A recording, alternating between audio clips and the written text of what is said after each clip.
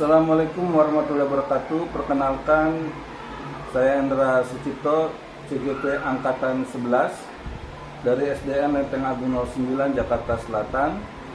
Kali ini saya tidak sendiri, saya ditemani oleh Bapak Firman Saiful. Beliau adalah guru pendidikan agama Islam di SDN Lenteng Agung 09. Assalamualaikum Pak Firman. Waalaikumsalam. Bagaimana kabarnya hari ini? Hari ini kita mengadakan percakapan praobservasi. Sebelum saya melakukan supervisi kelas. Adapun tujuan dilakukan supervisi ini untuk mengetahui dan mengevaluasi jalannya proses pembelajaran yang Bapak lakukan.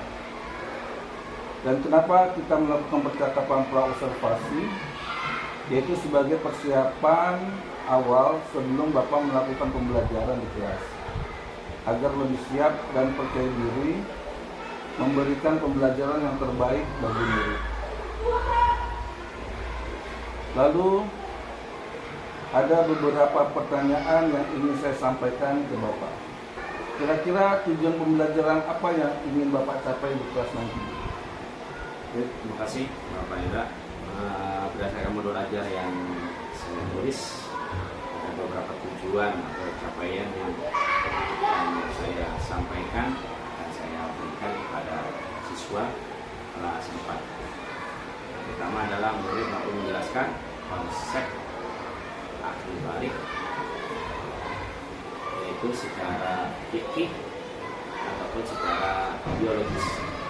Yang kedua adalah siswa mampu menjalankan kewajibannya ketika siswa atau murid sudah mencapai akhir balik. Yang ketiga adalah siswa dapat mengetahui larangan-larangan apa aja ketika sudah akhir balik atau sedang junub ataupun sedang ada sisa seperti itu. Jadi ada 3 tujuan yang dicapai oleh Pak Firman pada muridnya, yaitu pertama bagaimana anak memahami fikih, memahami akil balik secara fikih dan biologis. Kedua, anak bisa melaksanakan kewajiban ketika dia mengetahui bahwa dia sudah pribadi. Dan yang ketiga, siswa mampu juga untuk menjelaskan larangan-larangan apa saja yang akan dia tidak kerjakan ketika dia sedang aktif. Lalu Pak Firman, area pengembangan yang ingin Bapak capai apa saja? Adapun area pengembangan yang ingin saya capai itu adalah pengetahuan dan keterampilan. Bagaimana pengetahuan murid mampu mengetahui secara menyeluruh tentang bagaimana terjadinya akhir balik tersebut, baik kembali lagi secara fikih maupun secara biologis. Terus juga yang selanjutnya adalah siswa terampil bisa melaksanakan sesuai dengan yang terjadi pada dirinya secara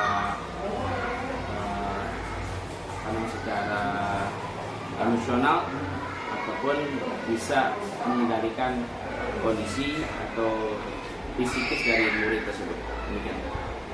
Jadi ada 2 area pengembangan Pak Firman area pengetahuan dan keterampilan, di mana pengetahuan murid dapat mengetahui secara menyeluruh tentang konsep akil balik baik secara fikih dan biologis. Kedua, secara keterampilan murid dapat melaksanakan kewajibannya dan dapat mengendalikan diri atas larangan-larangan ketika dia sedang menjadi aktivitas. Lalu yang ketiga, bagaimana rancangan pembelajaran yang ingin diterapkan di kelas? Makasih Pak Indra. Untuk strategi pembelajaran yang akan saya lakukan adalah diferensiasi berdasarkan kesiapan belajar murid dan diintegrasikan dengan pembelajaran sosial emosional. Kemudian saya akan membagi kelompok berdasarkan gaya belajar mereka masing-masing dan kemampuan murid itu sendiri. Yang kedua adalah model pembelajaran. Saya akan menggunakan model pembelajaran berbasis masalah atau problem based learning. Yang ketiga adalah metode pembelajaran diskusi atau tanya jawab dan memberikan tugas kepada mereka.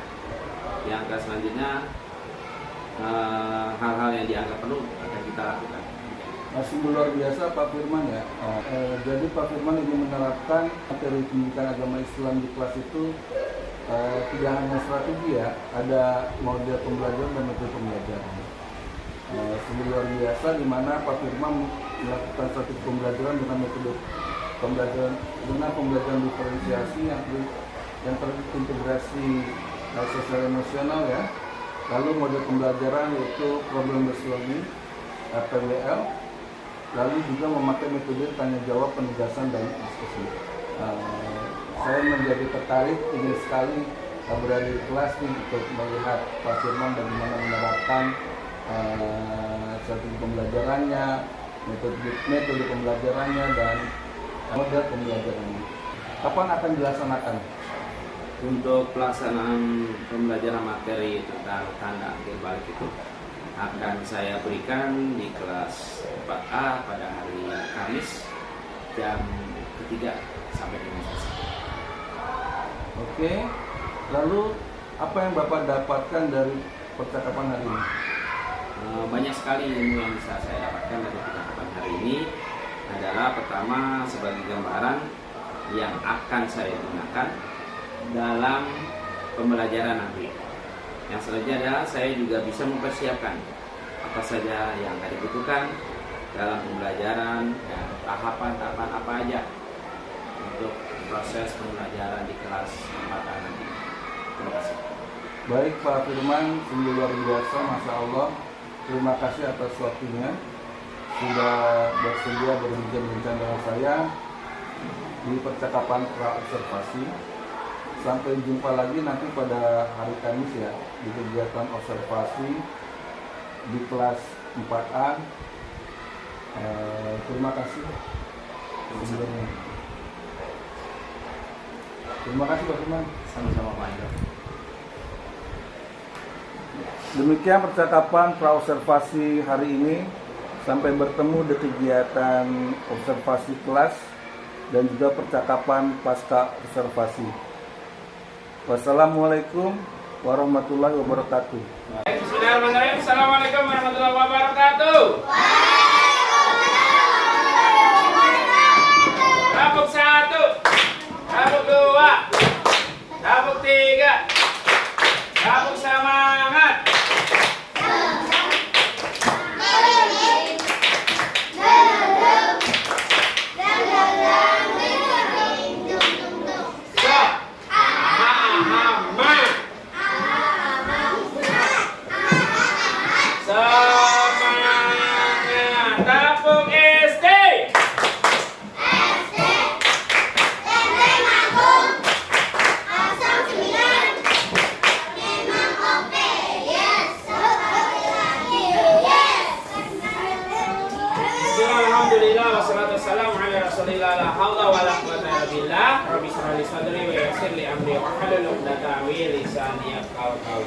Anak kelas 4, apa kabar semua hari ini?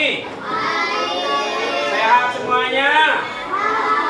Alhamdulillahirrahmanirrahim. Pada hari ini Allah masih banyak memberikan kenikmatan kepada kita. Nikmat sehat walafiat, nikmat panjang umur, nikmat kita bisa hadir di sekolah untuk sama-sama belajar dan belajar. Mudah-mudahan niat baik kita dihitung sebagai amal kebaikan oleh Allah Subhanahu wa Ta'ala.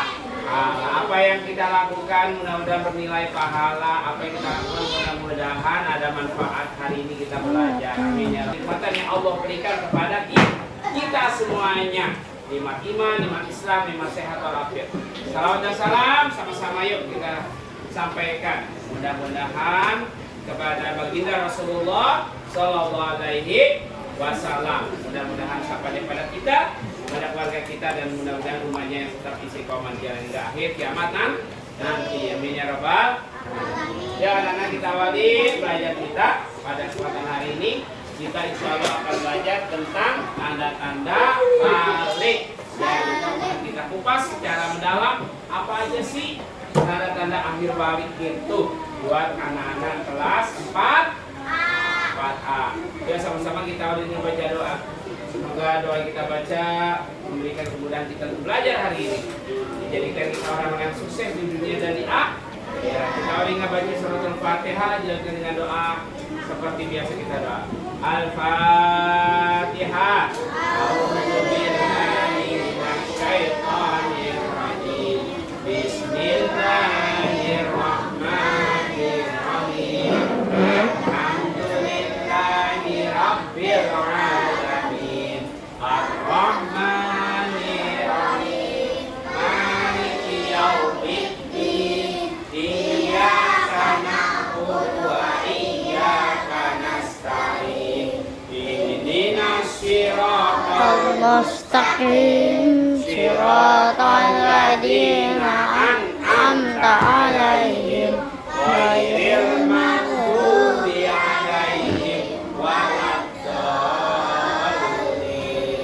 Amin. Baca doa. Raditu billahi rabban wa bi Muhammadin nabiyya wa rasulah. Rabbi zidni ilma warzuqni fahma. Rabbi ishrah li sadri wa yassir li amri wahlul 'uqdatam min lisani yafqahu qawli. Rabbil firli wa liwalidayya warhamhuma kama rabbayani shaghira. Rabbana atina fid dunya hasanah wa fil akhirati hasanah wa qina adzabannar. Amin ya rabbal alamin. Mudah-mudahan tadi kita membaca lantunan ayat Al-Quran bisa memberikan syafaat pada hari kiamat nanti, dan kita dikasih hati kita lebih tenang lagi, lebih sejuk lagi, dan kita semuanya menjadi orang-orang yang bertakwa pada Allah Subhanahu wa Ta'ala. Terus selanjutnya untuk persiapan kita belajar akan Bapak absen dulu. Yang Bapak panggil bilang hadir. Tom. Afdal Rizki.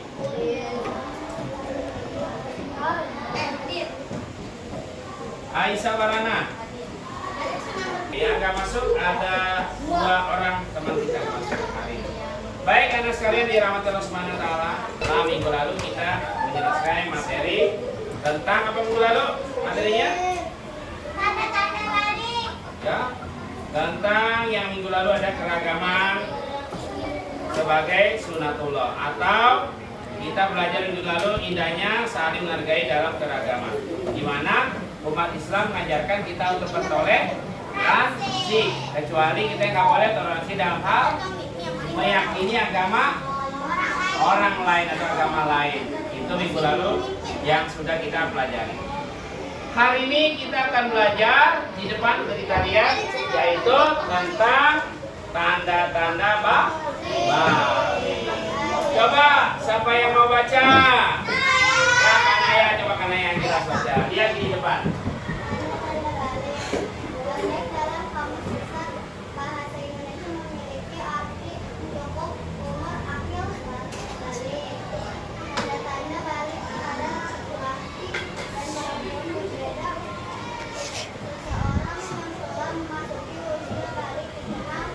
Kenakan kewajiban agama atau disebut dengan istilah mukallaf. Ya. Di depan kita lihat tentang balik kanan dan balik kiri, bukan itu maksudnya. Balik dalam kamus bahasa Indonesia memiliki arti yang cukup, yang memiliki arti. Apa itu artinya? Cukup umur. Ya. Akil balik menurut kamus bahasa Indonesia. Berbeda tanda-tanda balik laki-laki dan perempuan. Nanti kan kita pelajari lebih dalam. Seorang yang telah memasuki usia balik dikenakan kewajiban agama. Nih, namanya mukallaf, yaitu kewajiban seseorang yang sudah memasuki usia balik. Kewajibannya terhadap agama Islam apa aja sih? Misalnya sholat 5 waktu apa aja? Puasa, zakat, zikir sama Allah SWT, mengingat Allah SWT, dan seterusnya. Ini istilahnya mukallaf. Jadi seseorang yang telah masuk usia balik dikenakan kewajiban agama Islam. Yang disebut dengan mukallaf. Ada yang mau nanya dari sini? Kalau nggak jelas boleh bertanya ya. Tadi mukallaf udah dijawab. Ini jawabannya. Seseorang yang telah masuk usia balik dan dikenakan kewajiban menuntut agama Islam. Ya, kewajiban untuk melaksanakan perintah agama Islam. Oke, kita lihat yuk tanda-tanda balik menurut fikih. Siapa yang membaca? Ya, Eka coba Eka. Keras suaranya. Ya. Nah. Nah. Iya. Tanda-tanda balik menurut ilmu fikih. Ya. Tilam untuk siapa? Untuk laki. Buat apa namanya? Baik ya, itu tentang tanda-tanda balik menurut ilmu fikih. Ada yang mau tanya dari sini? Apa? Ilmu fikih itu adalah ilmu yang mempelajari tentang tata cara belajar agama Islam. Ya. Tata cara, tuntunan, bagaimana kita mempelajari agama Islam, yaitu ibadah. Paham ya? Siapa namanya nanya tadi tuh? Hilang ya? Ya, kamu nanya tadi kan masalah fikih. Ya, itu tadi ilmu fikih yang ini. Tanda-tanda balik menurut ilmu biologi. Nah, ilmu biologi itu adalah ilmu sains, ya. Apa itu? Siapa yang mau baca? Ya, boleh baca.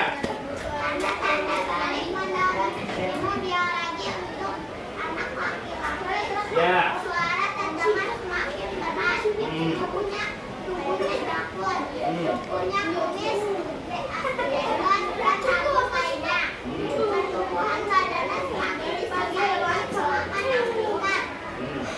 Oke, ada dua tanda-tanda balik. Yang pertama itu tanda-tanda balik menurut ilmu biologi. Yang pertama buat laki-laki dulu ya. Laki-laki mana laki-laki? Nah, akhirnya perempuannya boleh lihat. Yang laki itu suaranya makin berat. Suara. Ngomong aja deh. Oh, iya. Ngomong aja deh. Agak berat suaranya. Ya, jadi keberat. Hai, hai. Terus apa lagi sih Pak? Tubuhnya jakun. Jakun di mana? Ini namanya apa? Jidat apa kuping? Tubuhnya jakun. Nih, jakun sini. Ya, buat laki-laki di sini tubuhnya jakun. Ya. Terus apa lagi? Tubuhnya kumis. Nih, di sini. Tubuhnya kumis. Tubuhnya jenggot. Dan tubuhnya rambut di mana? Ada tuh rambut. Siapa lagi? Di sekitar kemaluan. Siapa lagi? Di kaki, bulu-bulu kaki. Dan seterusnya. Jadi kalau yang seperti ini namanya sudah akhir balik buat laki. Apalagi makannya banyak. Sehari 5 kali. Tepuk semangat.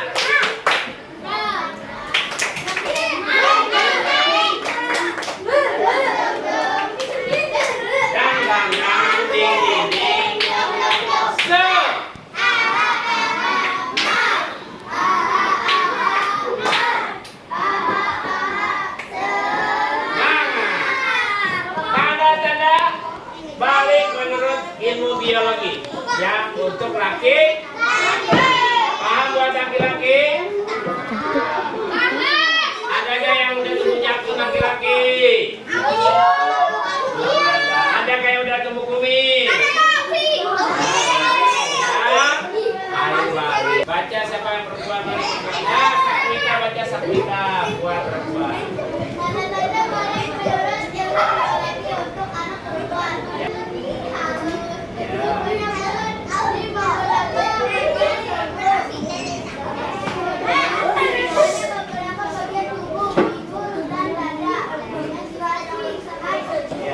Beda laki dengan perempuan.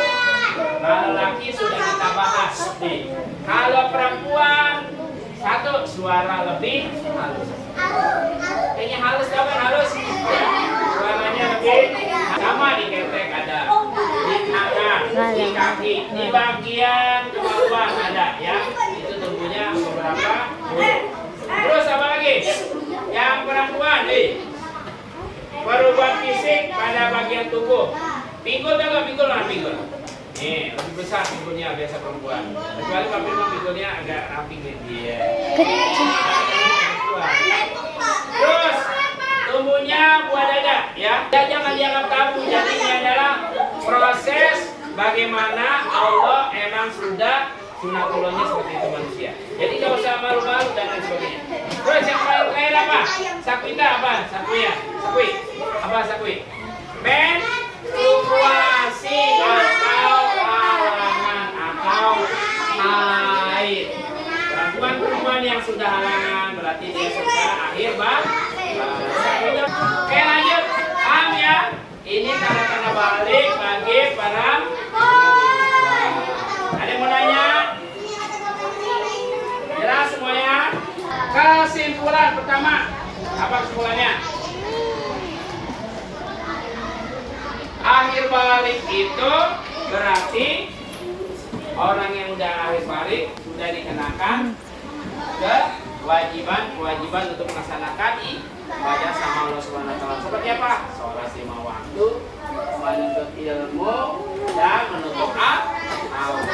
Orang yang sedang akhir balik tidak boleh melaksanakan sholat, baca Al-Quran, salawat, berdiam diri. Di mana berdiam diri? Di masjid dan seterusnya. Karena dia sedang akhir balik atau belum mandi junub atau masih kondisinya tubuhnya belum bersih. Ya. Dari materi ini, apakah kamu senang pelajaran hari ini? Apakah ada yang mau bertanya? Apa? Silakan tanya. Kalau head orang boleh ke masjid gak? Boleh, tapi nggak boleh berdiam diri di masjid. Misalnya Sakwita di masjid minta tolong ambil ada sembako, boleh kan ngambil dong? Boleh ngambil. Setelah itu pulang, nggak boleh diam diri di masjid. Yang maksud diam diri di masjid apa? Berzikir, sholat di masjid, nggak boleh berdiam diri. Kalau cuma sekedar lewat doang depan masjid boleh. Dan seterusnya ya. Seperti itu. Ada lagi yang mau bertanya? Bagus, terima kasih. Ya apa? Ayo nanti dulu. Ya, ada lagi yang mau bertanya? Nggak ada? Ya, sebelum kita mengakhiri materi ini, silakan kalian lihat di halaman 73. Ya. Halaman 73 ini buat mengevaluasi kegiatan belajar kita hari ini, apakah sudah tercapai atau tidak. Baik. Ya. Kami ucapkan terima kasih atas segala perhatian pada anak-anak hari ini. Lepas ini kalian bisa mengerjakan di halaman 73. Sebelum kita mengerjakan halaman 73, kita akhiri dengan baca hamdalah. Alhamdulillah. Mudah-mudahan bermanfaat materi yang bisa Bapak sampaikan, dan mudah-mudahan semuanya perasaan senang, bisa dimengerti, bisa kita amalkan dalam kehidupan sehari-hari. Bisa insya Allah. Subhanaka Allahumma wa bihamdika asyhadu an la ilaha illa anta astaghfiruka wa atubu ilaik. Assalamualaikum warahmatullahi wabarakatuh.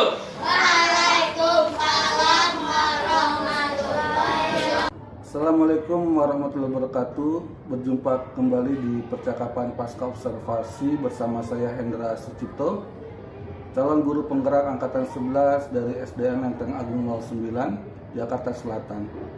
Saya ditemani oleh Bapak Firman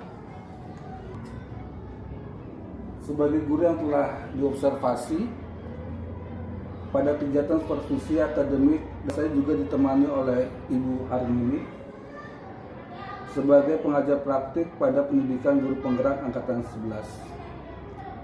Assalamualaikum Bu Harmini, Pak Firman, apa kabarnya? Baik, di percakapan pasca observasi ini saya akan memberikan pertanyaan kepada Bapak Firman dengan berjalannya observasi kelas yang telah Bapak lakukan dengan tujuan untuk mengevaluasi sejauh mana proses pembelajaran yang telah Bapak lakukan sebelumnya. Untuk itu saya akan mengajukan pertanyaan berikut. Yang pertama, bagaimana perasaan Bapak terkait berjalannya observasi kelas yang telah berlangsung? Baik, terima kasih Pak Hendra untuk waktu pada kesempatan ini.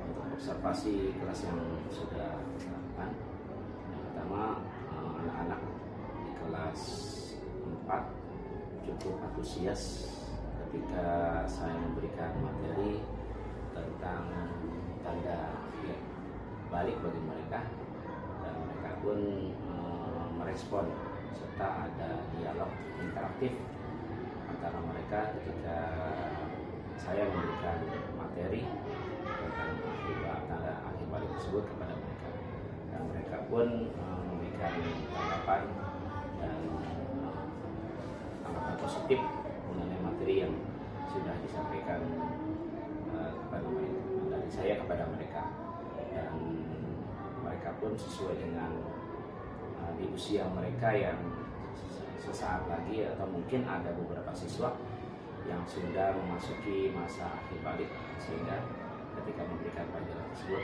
pas sekali untuk mereka ketika masa tersebut sudah terjadi mungkin. Baik Pak Firman, luar biasa. Bisa diceritakan kembali Pak, area pengembangan apa saja yang Bapak lakukan di kelas, seperti langkah-langkah atau tahapan pembelajaran apa yang sudah Bapak lakukan? Untuk tahapan yang sudah kami sampaikan, yang pertama adalah memberikan materi secara umum mengenai tanda akhir balik buat mereka atau di kelas 4, dan yang kedua memberikan stimulus kepada mereka. Dalam hal ini adalah mereka kita informasikan sejelas-jelasnya, kita sampaikan sejelas-jelasnya bagaimana sih ketika tanda akhir balik itu buat laki-laki atau pria, dan bagaimana tanda akhir balik itu buat wanita, dan juga kita berikan pointer-pointer penting bagaimana ketika mereka sudah akhir balik itu apa aja yang harus mereka lakukan, apa aja yang mereka tidak boleh lakukan, sehingga secara mendetail saya sampaikan tersebut, dan mereka pun ada umpan balik dari materi tersebut. Baik Pak Firman, menurut Bapak sejauh mana area pengembangan yang sudah Bapak sampaikan tadi, apakah sudah berhasil dilakukan di luar kelas? Untuk keberhasilan saat ini saya melihat dari materi yang disampaikan mereka antusias sekali, dan mereka banyak bertanya mengenai akhir balik tersebut, dan untuk tingkat keberhasilan pun secara otomatis mereka yang merasakan dari materi yang sudah kita sampaikan atau saya sampaikan kepada mereka. Secara 75% untuk materi yang saya sampaikan, mereka insya Allah bisa menerimanya dengan baik. Alhamdulillah ya, ada respon positif dari murid kelasnya. Iya, sudah terima kasih.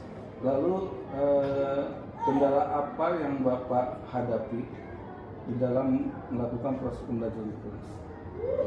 Kendala-kendala tersebut yang kita hadapi adalah kata-kata atau maksudnya ada hal-hal yang mereka masih ambigu, dalam artian misalnya tentang haid itu apa sih Pak gitu kan, apakah haid itu berlaku buat laki-laki atau tidak pada laki-laki. Nah, itu perlu kita jelaskan kembali kepada mereka. Terus yang kedua adalah apa sih Pak ini bahasa gitu kan, mereka masih bertanya hal tersebut, sehingga saya perlu menjelaskan lebih tajam lagi ke mereka, mempertebal informasi yang sudah saya sampaikan sehingga mereka bisa mengerti dan bisa melaksanakan atau bisa kita edukasi hal-hal tersebut sehingga mereka tidak ambigu lagi, tidak bertanya lagi, dan dalam kehidupan kesehariannya pun mereka nanti akan mengalami hal tersebut. Ya, artinya di sini tidak hanya materi ya, artinya mereka terampil dalam bagaimana ketika mereka sudah balik apa yang dia harus lakukan, apa yang tidak lakukan. Ya, betul sekali Pak. Selanjutnya, mengapa hal yang ambigu itu bisa terjadi pada siswa?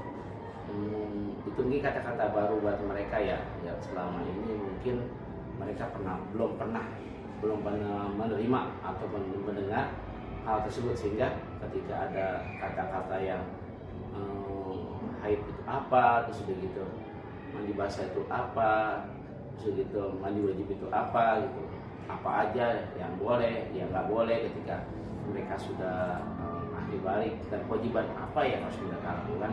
Ya, di situ kita perlu menjelaskan kembali, memberikan arahan kembali, memotivasi kembali mereka agar ketika mereka sudah mencapai ahli balik, ada loh kewajiban mereka yang harus dilakukan. Kalau di angkatan Pak Firman misalkan untuk pembelajaran kemarin kan kira-kira dari 100% itu berapa pemahaman mereka tentang materi itu? Kalau untuk sebelum kemarin itu, setelahnya pas Pak Firman ngajar itu, kalau diangkakan dari 0% sampai 100% berapa? Kalau kita rata-rata dari mereka yang kita berikan materi tersebut itu sekitaran 85% insya Allah tersampaikan kepada mereka. Itu pemahaman atau 5%? Iya, pengurus. Kira-kira ada target nggak untuk mencapai 100% sehingga semua anak itu bisa memahami? Kalau untuk targetan 100% ya mereka diperlukan pemahaman yang lebih ya. Pertama itu, yang kedua juga mereka lebih banyak diskusi. Melakukan banyak diskusi. Terus juga sebuah problem solving gitu, ketika mereka terjadi hal tersebut, apakah perlu diterangkan kembali, disampaikan kembali ya, dan sehingga dengan tersebut ketika kita sampaikan kembali, kita terangkan kembali, kita informasikan kembali, insya Allah akan mencapai 100% melalui diskusi, mulai pemahaman yang lebih mendalam. Jadi Pak Firman sudah menemukan ya cara memecahkan masalah anak dalam pemahaman ya, yaitu dengan problem solving dan diskusi. Iya. Kira-kira kapan yang akan dilaksanakan pembelajaran lagi untuk menggunakan metode itu tadi, diskusi dan problem solving? Paling tidak kita melakukan satu pertemuan mereka, kita berikan studi kasus. Setelah itu kita uraikan kembali materinya, setelah itu berikan pemahaman kepada mereka. Hal tersebut insya Allah akan tercapai 100% dan jadi tindak lanjut dari Pak Firman nanti satu pertemuan lagi Pak Firman akan memperbaiki pembelajaran itu dengan metode problem solving dan diskusi. Terima kasih Pak Firman. Kira-kira Bu Armini selaku pengajar praktik mungkin ada tambahan dari kegiatan kami tadi. Bapak perkenalkan saya dulu perkenalkan saya pengajar praktik Pak Hendra, dan alhamdulillah dari observasi Pak Hendra sudah lakukan ya Pak di kelas. Dan sekarang saya ingin dari hasil percakapan tersebut saya ingin memberikan sedikit penguatan karena berkenaan dengan pembelajaran diferensiasi juga ya. Apa-apa, jadi walaupun tidak harus guru kelas Pak, bisa dengan guru bidang studi yang lain, dengan mapel yang lain itu. Dan pembelajaran diferensiasi ini adalah memang sesuai di kelas itu secara berkelompok. Tadi Bapak sudah lakukan ya Pak ya, secara berkelompok untuk diferensiasinya tadi, Bapak berkenan dengan diferensiasi produk kah atau konten seperti itu. Tinggal Bapak diberi penjelasan seperti itu saja. Jadi di sini Pak Hendra sudah memberikan masukan untuk rekan sejawat Bapak ya, untuk gambaran bagaimana diferensiasi ini memunculkan produk atau konten seperti itu, dan juga secara berkelompok bagaimana anak-anak di sini walaupun berkelompok tapi dia mendapatkan pembelajaran dengan menyenangkan dan juga sesuai dengan kebutuhan mereka seperti itu. Dan untuk modul ajarnya sendiri juga sudah mengacu ke diferensiasi. Bapak di kelas apakah pas observasi saja, pas sebelumnya sudah mempunyai gambaran gitu Pak untuk diferensiasi Pak, belajar diferensiasi? Pada saat pelaksanaan dan pada saat observasi. Ya nanti hanya tadi penjelasan saja, penjelasan bahwa saya diferensiasinya misalnya produk. Untuk produk atau konten Pak? Produk ini. Produk. Seperti tadi jadi pemahaman anak-anak juga ya Pak. Dan memang luar biasa Pak Hendra ini CGP di angkatan 11, insya Allah lulus di bulan Desember tanggal 7. Dan mudah-mudahan apa yang didapat di guru penggerak beliau bisa implementasikan dengan teman-teman tentunya di sekolah ya, terutama adalah di kelas dulu. Kelas Pak Hendra bagaimana perubahan dalam artian kita kan sampai modul 3 ya Pak, itu modul berjalan selama 6 bulan dari modul 1 sampai modul 3 ini bagaimana perkembangan Pak Hendra sendiri seperti apa di kelas juga dengan teman-teman sejawatnya, dan luar biasa untuk kerja kerasnya. Mudah-mudahan nanti bisa berkelanjutan dengan rekan sejawat yang lain ya, dalam pemberian materinya bisa dengan kegiatan komel Pak. Komunitas belajar Bapak berikan pertama adalah modul ajar diferensiasi itu seperti apa, berbagi dengan teman-teman yang lain. Untuk komelnya sudah berjalan kan Pak? Sudah berjalan.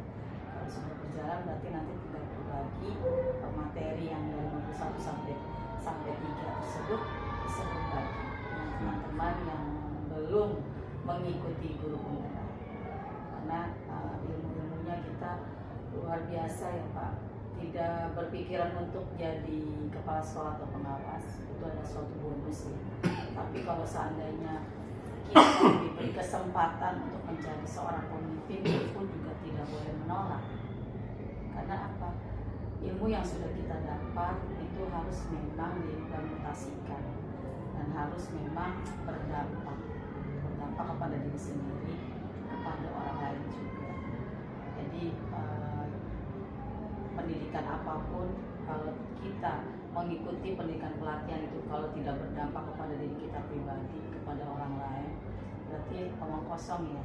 Dianggapnya untuk apa capek-capek jadi guru penggerak seperti itu, untuk apa mengikuti diklat gitu kan, kalau tidak berdampak minimal ke diri sendiri dulu ya. Insya Allah Pak Hendra di sekolah sudah luar biasa ya Pak aktivitasnya untuk menerapkan disiplin positifnya juga. Saya melihat semangat Pak Hendra dalam mengerjakan tugas, walaupun pastinya di sekolah lebih sibuk banyak kegiatan ya, tapi di sela-sela kegiatan masih bisa mengerjakan tugas-tugas baik yang di LMS-nya daring maupun dengan loka karya dan pendampingan seperti ini. Dan ini buat saya luar biasa, seorang guru penggerak bisa memanage waktu. Terima kasih untuk Bapak yang sudah berkenan waktunya dalam pembelajaran di kelas, diobservasi oleh Pak Hendra. Semangat terus ya Pak, sukses selalu Pak. Terima kasih Bu Harmini atas tanggapannya yang positif dan konstruktif. Semoga bisa menjadi perbaikan buat saya juga. Dan terima kasih Pak Firman sudah hadir di sini untuk melakukan coaching pasca observasi. Baik, demikian tadi kegiatan pasca observasi kami. Semoga bermanfaat buat kita semua. Wabillahi taufik wal hidayah. Wassalamualaikum warahmatullahi wabarakatuh. Waalaikumsalam.